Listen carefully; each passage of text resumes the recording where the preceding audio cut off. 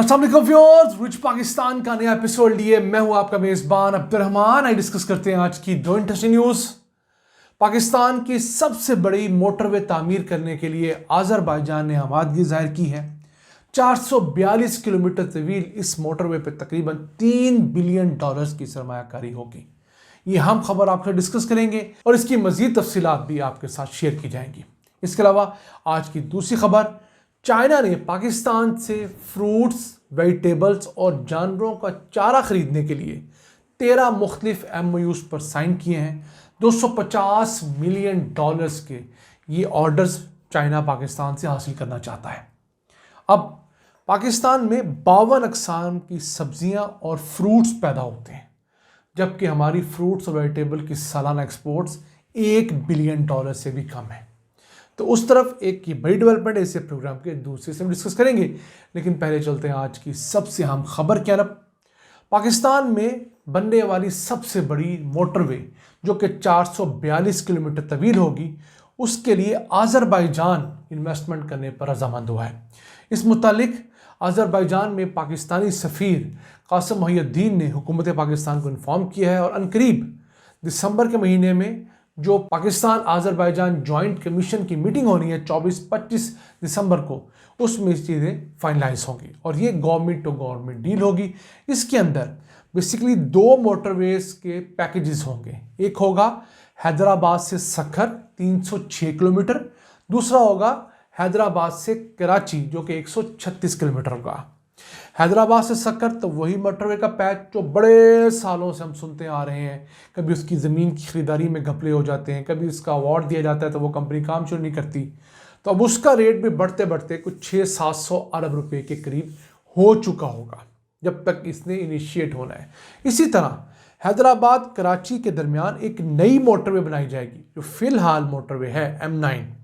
ये पहले Karachi Hyderabad super highway थी, उसे थोड़ा सा अपग्रेड किया गया, लेकिन वो सहूलियात नहीं है जो कि एग्जैक्ट मोटरवे पे होती हैं। तो इसके पैरेलल एक रोड और बनाई जाएगी। उससे ये होगा कि इस अहम रूट के ऊपर जो रश है, जो हैवी ट्रैफिक है और स्पेशली पाकिस्तानी बंदरगाहों तक जाने वाली हैवी ट्रैफिक और बंदरगाह से आने वाली हैवी ट्रैफिक जो है, ये ऑल्टरनेट रोड इस्तेमाल करेगी। अब इन दोनों मोटरवेज पर तकरीबन $3 बिलियन यानी 830 अरब रुपये से ज़्यादा लागत आएगी। अभी चंद दिन पहले ही हमें ये चीज़ बताई गई कि जो आज़रबाईजान है वो पाकिस्तान से GF-17 थंडर ख़रीदने के बाद मज़ीद पाकिस्तान में सरमायाकारी करने का ख़्वाह है। फिर आज़रबाईजान पाकिस्तान को LNG कार्गो के ज़रिए गैस भी बेचना चाहता है। याद रहे, वस्ती एशिया के मालिक जो हैं, सेंट्रल एशिया की जो रियासतें हैं, उज़्बेकिस्तान, ताजिकिस्तान, किर्गिस्तान, इसी तरह आज़रबाईजान, इन रियासतों में आज़रबाईजान इंतहाई अमीर रियासत है। क्यों? इसके पास तेल और गैस के वसी ज़खायर हैं और इसे सेंट्रल एशिया का UAE भी कहा जाता है। अगर वहाँ जाएं आप तो इंफ्रास्ट्रक्चर के लिहाज से, बाकी सहूलियात के लिहाज से ये UAE का हम पल्ला शहर है।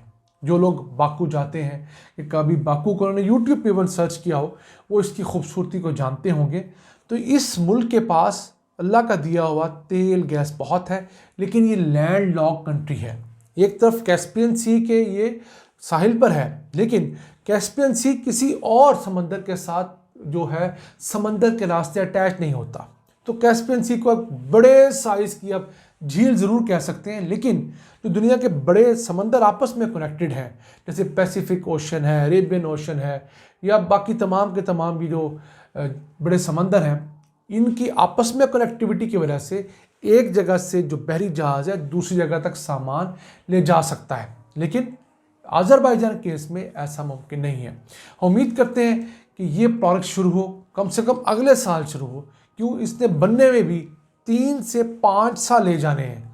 तो तब जाके हम वो दिन देखेंगे जब कराची से लेकर पेशावर तक हमारे पास एक मोटरवे होगी, उसके ज़रिए हम 120 किलोमीटर फ़ी घंटा की रफ्तार से सफ़र कर सकेंगे और सामान की तरसील जो है वो हम इसके ज़रिए सेंट्रल एशिया के ममालिक को मुमकिन बना पाएंगे। आइए चलते हैं आज की दूसरी अहम खबर की तरफ। पाकिस्तान और चाइना के दरमियान 13 MOUs पर साइन हुए हैं, जिनके तहत चाइना पाकिस्तान में फ्रूट्स, वेजिटेबल्स और जानवरों के चारे को प्रोसेस करने के लिए $250 मिलियन की सरमायाकारी करेगा। याद रहे, पाकिस्तान में 52 से ज़्यादा अक़साम के फ्रूट्स और वेजिटेबल्स पैदा की जाती हैं और हमारी इन प्रोडक्ट्स की सालाना एक्सपोर्ट्स $1 बिलियन भी नहीं है, बल्कि मैं कहूँगा कि शायद $500 मिलियन से भी कम हमारी सालाना एक्सपोर्ट्स हैं। उसकी बड़ी वजह क्या है कि हम जो चीज़ें पैदा करते हैं, सबसे पहले 40% तो पोस्ट हार्वेस्ट लॉसेस हो जाते हैं, यानी कि पैदा करने के बाद उस फसल की कटाई के बाद 50 से 40% वो फसल ज़ाया होती है। क्यों? हमारे पास उसकी पैकेजिंग का इंटरनेशनल लेवल का कोई इंतज़ाम नहीं है, फिर उसे रखने का इंतज़ाम नहीं है, रेफ्रिजरेशन के मसाइल हैं, और सबसे बढ़कर जुल्म यह है कि हमारे यहाँ इन चीज़ों को प्रोसेस करने का कोई सिरे से बंदोबस्त ही नहीं है। मिसाल के तौर पर जब रमज़ान आता है तो आप देखते हैं आलू इस कदर महंगे हो जाते हैं कि पूरा पाकिस्तान चीख रहा होता है। फिर बड़ी ईद के करीब टमाटर महंगे हो जाते हैं। तो अब टमाटर का आसान सा हल है कि आप सस्ते सीज़न में टमाटर लीजिए, उसकी प्यूरी बना लीजिए, उसको मैश कर लीजिए, उसे डब्बे कैन में पैक कर लीजिए, उसका पेस्ट बना लीजिए। हुकूमती सतह पर या प्राइवेट सेक्टर ये काम बड़ी आसानी से कर सकता है। तो उससे क्या होगा, आपके यहाँ पूरा साल टमाटर अवेलेबल रहेगा और टमाटर की जो कीमतें हैं वो भी बिला वजह नहीं बढ़ेंगी। इसी तरह आपके पास बहुत सारी सब्जियां ऐसे हैं जिसे आप ड्राई करके रख सकते हैं और जब आपको ज़रूरत हो आप इस्तेमाल कर सकते हैं। अब दुनिया के जो सफ़े अव्वल के ममालिक हैं, इवन गल्फ़ के ममालिक में भी लोग ताज़ा दूध बहुत कम ख़रीद के पीते हैं क्योंकि बहुत महंगा होता है। वहाँ पर मुतवसत और निचले तबके के लोग डब्बे में पाउडर्ड मिल्क लेकर आते हैं। तो होता क्या है, जब सर्दियों में या आम दिनों के अंदर दूध की बहुतात होती है तो वो दूध को खुश्क करके पाउडर में कन्वर्ट करते हैं। अब दूध के अंदर 70% ज़्यादा पानी होता है, तो जहाँ पर पहले 100 किलो दूध था, 100 लीटर दूध था, उसमें से पानी निकल गया तो वो 30 लीटर बचा, 30 किलो बच गया पाउडर, वो उन्होंने सेव कर लिया। उसमें आप दोबारा 70% पानी डालेंगे तो दोबारा दूध बन जाएगा और इसी दूध को पूरी दुनिया इस्तेमाल करती है।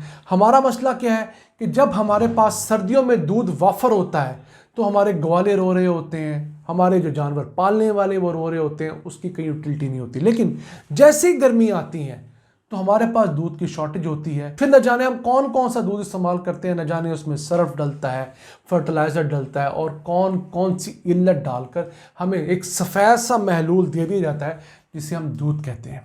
तो अगर चाइनीज़ कंपनियां पाकिस्तान के अंदर ये सेक्टर देखने आएंगी, जहाँ पर वैल्यू एडिशन करेंगे, तो यकीन कीजिए पाकिस्तान के लिए बहुत अच्छे प्रॉस्पेक्ट्स हैं। इससे पहले चाइनीज़ कंपनियों की जानब से पाकिस्तान में सुर्ख मिर्चों की काश्त की गई है, बड़ी कामयाब रही है। पाकिस्तान ने इब्तदाई कंसाइनमेंट्स चाइना भेज भी दी हैं सुर्ख मिर्च काश्त करके। इसके साथ साथ पाकिस्तान में ड्रैगन फ्रूट जो है पहले बिल्कुल काश्त नहीं होता था, चाइनीज़ कंपनियाँ आई, उन्होंने आके यहाँ पर ड्रैगन फ्रूट काश्त किया है, अब उसकी पैदावार शुरू हुई है। इब्तदा लाहौर से हुई थी, अब सिंध के अंदर भी उसके फार्म्स लग रहे हैं। तो चाइना के पास बहुत बड़ी एक वसी रेंज है हमें देने के लिए। देखना यह है कि हम मोटरवेज, हाईवेज, पावर प्लांट्स के अलावा उनसे क्या लेते हैं, उनसे किस हद तक इंडस्ट्री में इन्वेस्टमेंट करवाने में कामयाब होते हैं, किस हद तक ज़राअत के अंदर वैल्यू एडिशन हम उनसे करवा पाते हैं। क्योंकि ये दो बड़े सेक्टर्स ऐसे हैं जिनके अंदर अगर हमने चाइना को इन्वॉल्व कर लिया तो बाकी चाइना हर तरफ खुद ही फैल जाएगा। नाज़रीन, आज का एपिसोड अपने मेज़बान अब्दुर्रहमान को इजाज़त दीजिए। अल्लाह निगहबान।